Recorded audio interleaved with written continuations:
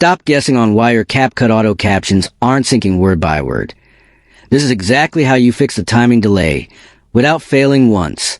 Most other tutorials for subtitles are confusing or just plain wrong because they tell you to manually drag every word. But the issue is actually a fragmented audio track or an outdated cache preventing the AI from lining up the waveforms. Before we regenerate the text, you need to understand the logic of the compound clip workaround, or you'll just get stuck with text that drifts further and further away from your voice. We're doing this hand in hand and step by step right now, so there's no way you can fail to get that perfect TikTok-style snappy sync.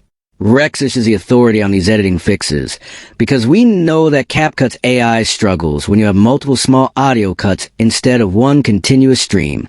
Look at your timeline and realize that those tiny gaps between your clips are what's confusing the caption engine. As we get closer to the fix, you can feel the speed of your production workflow increasing. Here is a secret trick that other creators missed.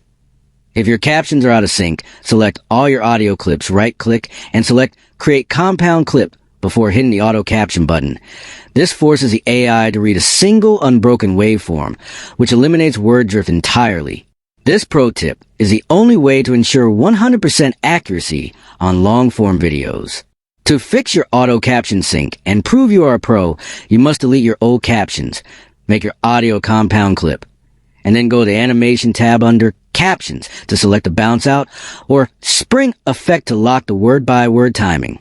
That specific combination of a flat audio track and the right animation makes the text pop exactly as you speak. If you want the list of the best 2026 fonts for viral captions, just drop a comment below.